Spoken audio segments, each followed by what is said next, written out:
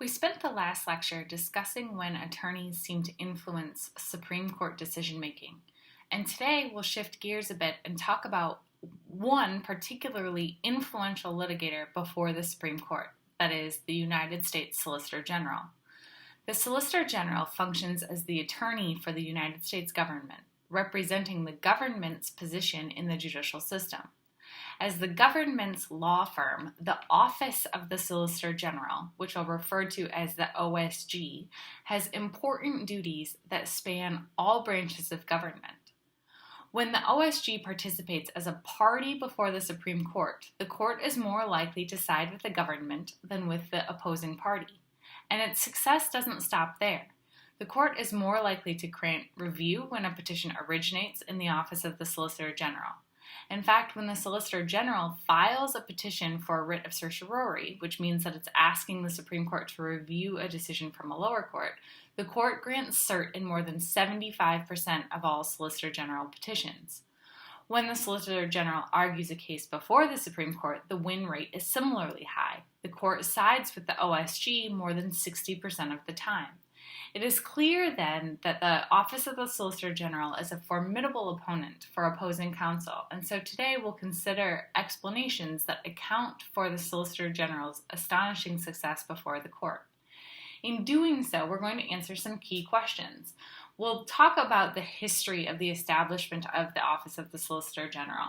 We'll talk about how the OSG functions, what its responsibilities are, and then we'll weigh the evidence to try to figure out why the Office of the Solicitor General is so successful, what makes it unlike any other litigator before the court. Okay, so as I said just a moment ago, as part of the executive branch, the Solicitor General is the lawyer for the United States government and is tasked with presenting the federal government in the judicial system when it has a case. When he was nominated to become Solicitor General in 2005, Paul Clement noted the complexity of working in the office, remarking, "The Solicitor General is an executive branch official, and the office defends the policies and practice of the executive branch in the courts when they are challenged. The office quite literally sits at the crossroads of the separation of powers as the primary vehicle through which the Article 2 branch of government, so the Article 2 branch is the executive branch, speaks to Article 3, that is the judiciary. But of course, the office also owes important responsibilities to the Article 1 branch, the Congress of the United States. Finally, the office owes an important responsibility to the Supreme Court of the United States. I have heard reference made to the Solicitor General as the 10th Justice of the Supreme Court. I'm quick to add that I've never heard that comment made by any of the 9 real justices. It should be clear from Clement's comment that the Solicitor General is a key player in the American judicial process. That wasn't always the case, however. Just like we saw with the gradual institutionalization of the Supreme Court, the Office of the Solicitor General was not always such a well-respected and integral part of the American political sphere.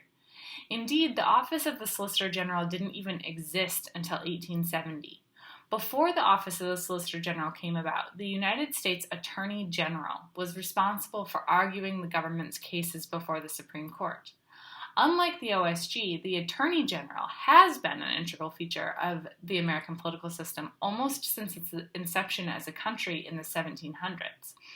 Indeed, in one of its first acts, Congress passed the Judiciary Act of 1789, which created the Office of the Attorney General.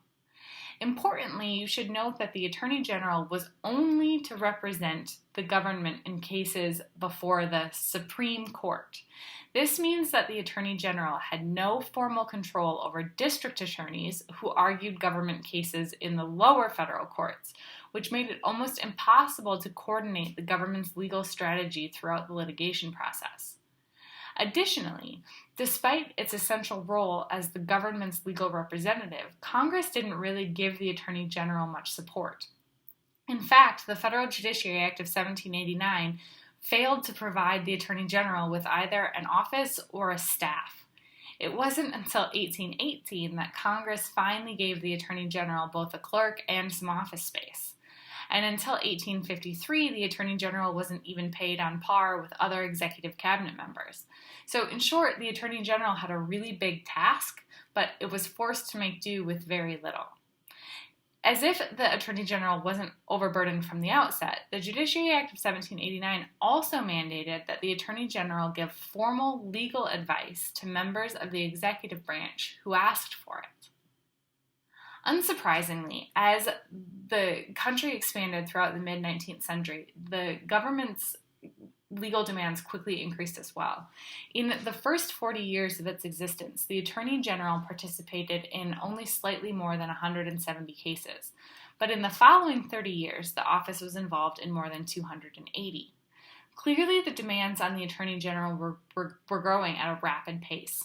Moreover, as the number of cases increased, so too did the number of requests for legal advice from members of the executive branch. Simply put, the Attorney General was too understaffed and under-resourced to keep up with the demands of the dual responsibilities to effectively argue before the Supreme Court and to provide legal advice and assistance to members of the executive. As an attempt to redress this problem, in 1861, Congress authorized the Attorney General to hire private counsel to assist with the caseload. While this might sound like a reasonable solution, this stopgap measure ultimately created three new problems. First, allowing the Attorney General to retain private counsel was outrageously expensive. While the addition of outside attorneys definitely helped to manage the workload, it cost the federal government a sum of $700,208 in just 5 years. Adjusted for inflation, that's more than $12 million today. Second, despite the fact that private counsel was hired to represent the interests of the United States federal government, it was pretty clear that even the best and brightest private attorneys weren't necessarily motivated by the same factors that drove the Attorney General, who was a public official.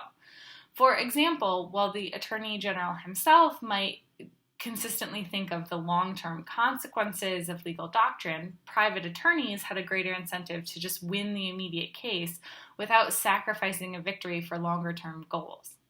Finally, and most critically, private attorneys had a financial incentive to delay or hold up the litigation process, bilking out as much money as possible.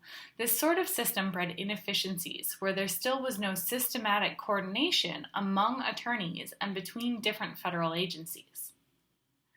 By 1867, Congress was not able to ignore the mess that it had made out of the Attorney General's office and asked the then current Attorney General, Henry Stanbury, what he thought they ought to do about it. Stanbury testified that he thought that the dual responsibilities were just too much for a single office, and he advocated the creation of a new post, that of the Solicitor General, to present cases before the Supreme Court. Ultimately, Congress heeded Stanbury's request and passed the Judiciary Act of 1870, which created the Department of Justice to house both the office of the Attorney General and that of the Solicitor General. In addition to simply creating a new post, the Act sought to centralize power, giving the Attorney General and the Solicitor General the authority to coordinate the United States appellate strategy throughout the entire litigation stream, instead of restricting it only to cases that landed at the door of the Supreme Court. Though it evolved gradually over time, today there are 3 tiers in the office of the Solicitor General. The Solicitor General sits at the top of the heap, and this seat has historically been occupied by brilliant legal minds. Solicitors General must walk the fine line between functioning as both legal and political actors. The Solicitors General tend to represent the government in the highest profile cases and are responsible for coordinating the overarching legal strategy for the federal government. Below the Solicitor General sit 4 Deputy Solicitors General. These attorneys function as specialists and are responsible for overseeing specific specialized areas of law. Beneath the deputies sit the Assistant Solicitor Generals, also known as staff attorneys, each of whom maintains a staff of legal secretaries and paralegals.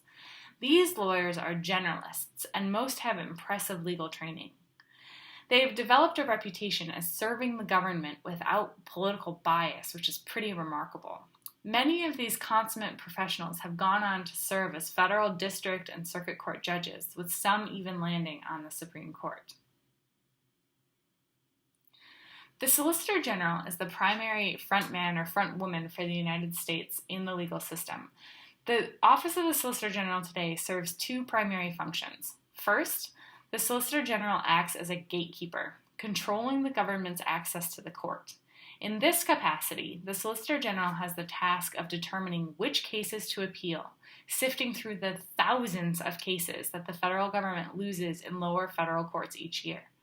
If the federal government or a federal agency loses a case in the lower court, it cannot appeal the case on its own. It must go through the Office of the Solicitor General. By deciding which cases to appeal, the OSG coordinates litigation among the various federal agencies. The second function of the OSG is quite literally to function as a lawyer, providing legal representation on behalf of the United States in the Supreme Court. As a representative of the government, the Solicitor General is appointed by the President and confirmed by the Senate. It's a very important and prestigious position in our federal system. President Obama appointed the first female Solicitor General when he nominated Elena Kagan in 2009. Kagan now, of course, is serving on the Supreme Court as a justice. Kagan was replaced by Donald Verrilli in June 2011, and Noel Francisco occupies the seat in the Trump presidency. Other former occupants have included Kenneth Starr of Clinton infamy, Robert Bork, who we talked about earlier this semester, Thurgood Marshall, prior to his tenure as a Supreme Court justice. There are several features of the Office of the Solicitor General that serve to elevate this unique position of this particular legal advocate. First, the Solicitor General literally has office space in the Supreme Court's building, in addition to the offices it maintains within the Department of Justice. Thus, the Solicitor General enjoys the benefits of working in close physical proximity with members of the court. Second, the Solicitor General is unique in that it can appear as amicus, that interest group, whenever it wants. Unlike other interest groups, which we'll discuss in greater detail in the next lecture, the Solicitor General does not need to get approval from the parties in the case. The OSG typically participates as amicus in about 20 to 25 cases each term. When you consider that the court usually hears around 80 cases in a year, you'll note that this is a sizable minority of the cases in which the United States is represented as an interested outside organization. A third unique aspect of the Office of the Solicitor General is that it is the only party to be invited to participate in legal proceedings by the court. This happens when the court calls for the views of the Solicitor General, the CVSG, as we've discussed earlier this semester, which usually occurs at the agenda stage when the court is considering whether or not to grant cert in a particular case, and it would like to know how the government feels about the case before it decides whether or not to grant review. Perhaps it's not surprising that while this is officially an invitation by the court, the OSG would not be wise to decline. It's an offer the office cannot refuse, if you will. Because the OSG is involved in all cases that involve the United States government, and because it participates as amicus whenever it wants, the Solicitor General is the quintessential repeat player, appearing in a significant percentage of the cases decided by the court. In short, the Solicitor General can participate either as a litigant, that is, a direct party in the case, or as amicus curiae, either on its own accord or at the behest of Supreme Court justices.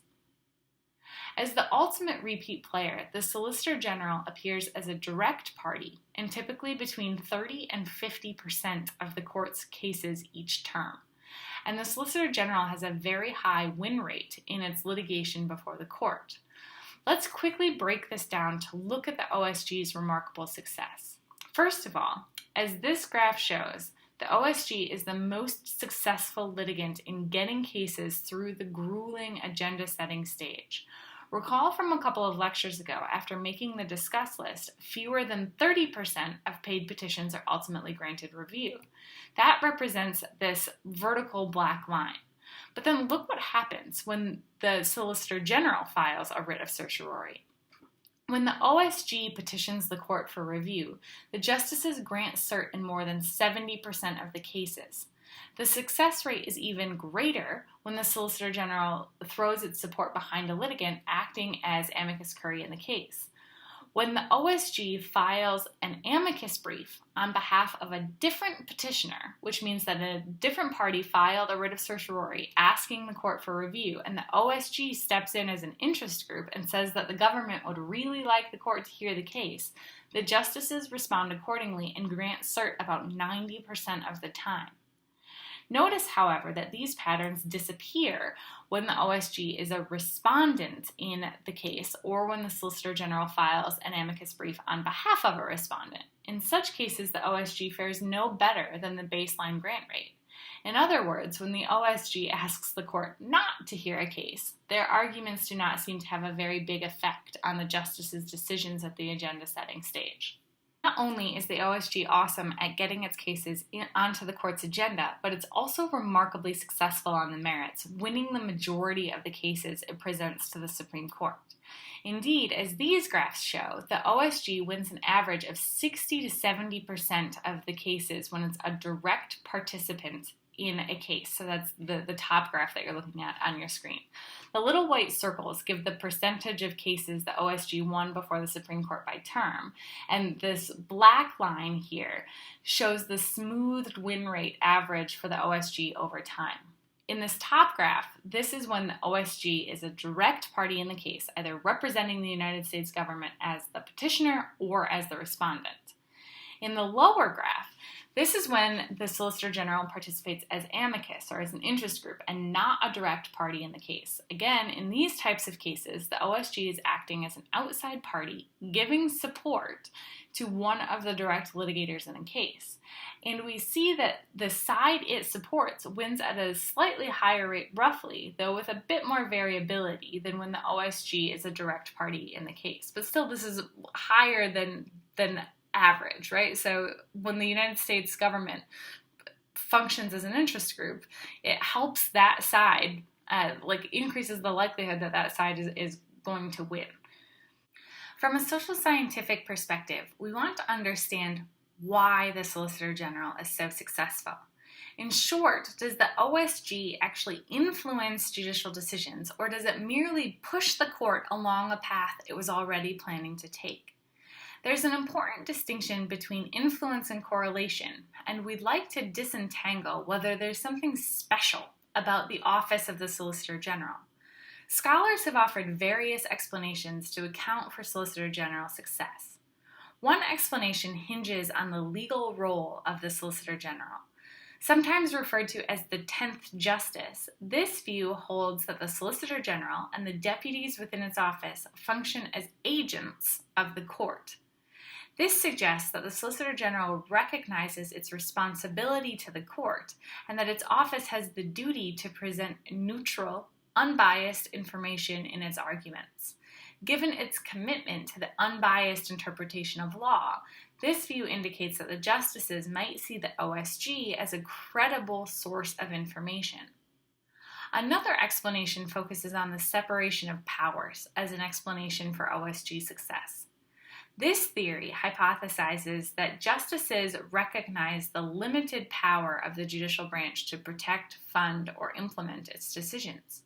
Indeed, equipped with neither the power of the purse nor the sword, the court is reliant on the legislative and executive branches to see its decisions translated into effective public policy.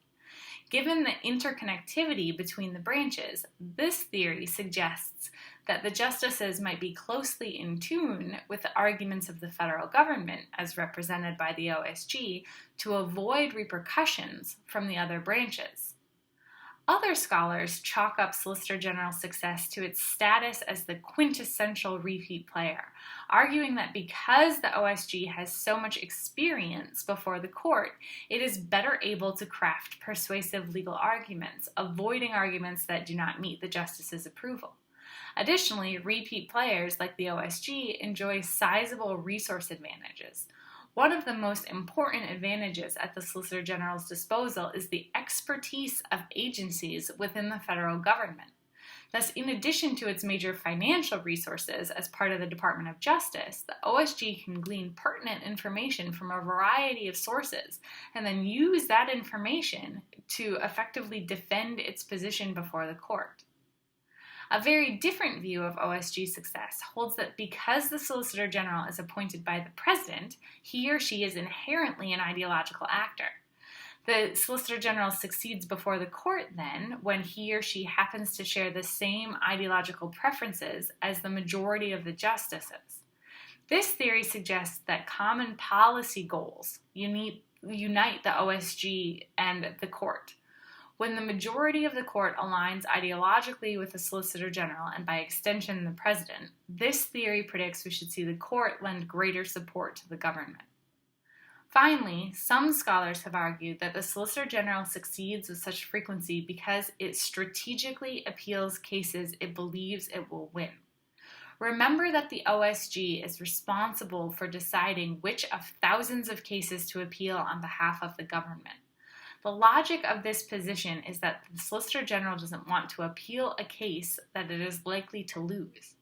As such, it carefully reviews cases for appeal and selects only those where the government is likely to prevail. In the end, what looks like influence is actually just good strategy. Our task as social scientists is try to bring data to bear, to disentangle these competing explanations to see if one is more persuasive than the other. We're going to return now to a quick discussion of some research by professors Ryan Black and Ryan Owens. Again, they have published a few papers and consolidated their work on the Solicitor General into a book, and ultimately their work finds that during the agenda setting process, justices often follow the OSG's recommendations even when it conflicts with their individual policy preferences. And they find that there's something special about the office of the Solicitor General itself. By using a sophisticated methodological technique known as matching, the scholars are able to pit the theories directly against one another. By controlling for things like experience and quality, they find that the attorneys in the Office of the Solicitor General still win more than attorneys who are otherwise nearly identical. So let's take a few minutes now together to walk through some of the results from the Black and Owens study using this matching technique. We're going to focus first on this top line, and that top line pairs an OSG attorney, an attorney from the Office of the Solicitor General, against a non-OSG attorney. Both attorneys represented the same side, as in they both argued as the petitioner or they both argued as the respondent. They observed the same number of amicus briefs in support of their side over their opponents, which is something that we'll talk about more in the next lecture. They had the same resource advantages. They presented arguments of a similar ideological appeal to the court. They enjoyed similar experience litigating before the court. That is, by matching the OSG and the non-OSG attorneys on these characteristics, Black and Owens leveled the playing field so that we can compare apples to apples. In the end, they find that the court is almost 15% more likely to rule in favor of the Office of the Solicitor General than a nearly identical non-OSG litigant. This is pretty compelling evidence against traditional explanations of Solicitor General success, especially those that depend on experience or resource advantages as a key defining feature.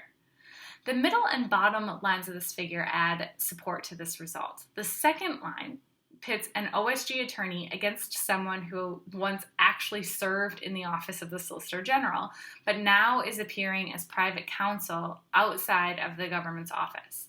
The OSG advantage remains. Indeed, we see the OSG attorney enjoys a 0.12 higher probability of winning than a former, otherwise identical OSG attorney. This suggests that the advantages of the office dissipate as soon as a lawyer leaves the Office of the Solicitor General. Finally, the bottom line confirms the suspicion by putting a former OSG attorney against a lawyer who never served in the Office of the Solicitor General.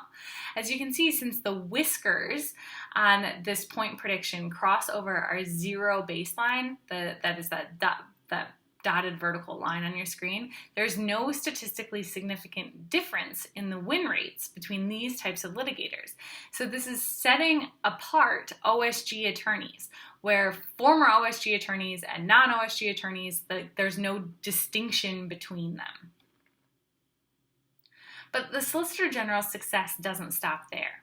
Utilizing a cool approach that we'll talk more about in upcoming lectures, Professors Black and Owens used plagiarism software to see how much material the Supreme Court justices borrow or lift from the briefs of the OSG.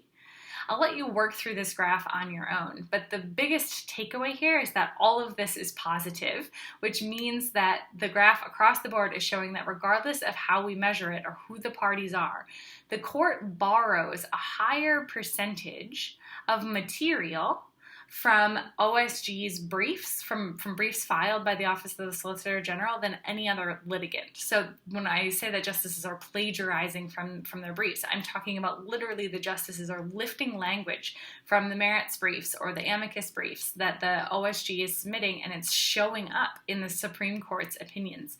So it's influencing the language, it's influencing the law that the justices are ultimately adopting. These are not super high percentages, right? Like all of them are under 2% more, but still it's notable that there's this slight difference in how much more language the justices plagiarize from OSG briefs than from any other attorney's briefs. As a final bit of evidence, Black and Owens find that the justices follow OSG recommendations regarding precedent more often than recommendations from other litigants. While we'll talk much more later this semester about how the court interprets and treats precedent, be sure to note here that essentially this means that if the OSG positively interprets existing Supreme Court precedent, the justices are more likely to follow suit. In the end, it should be abundantly clear that the Solicitor General pretty much is an amazing and successful, uniquely successful litigant before the Supreme Court. To explain this success, political scientists have generated different theoretical explanations, and you should be familiar with all of them. However, the empirical evidence is pretty convincing that there is just something special about the office of the Solicitor General. Black and Owens attribute this to the professionalism of the office itself. By that, they mean that the individuals within the office consistently display behavior that is objective, consistent, and trustworthy. This explanation is actually in line with research done by Professor Patrick Walforth that reveals that the justices are less likely to side with the OSG when its attorneys advocate political or polarizing positions in its filed briefs. In the end, it seems that as long as the Office of the Solicitor General is able to maintain its reputation as an independent, objective entity, despite its official position within the executive branch, it's likely that we will continue to see the Solicitor General wield considerable power in the American judicial system. As you're reviewing today, make sure that you understand where the OSG came from, its distinction from the Attorney General, know what the Office of the Solicitor General does in the federal court system, identify the explanations for why, or the theories, the hypotheses about why the OSG is so successful, and then use that empirical evidence to evaluate those hypotheses.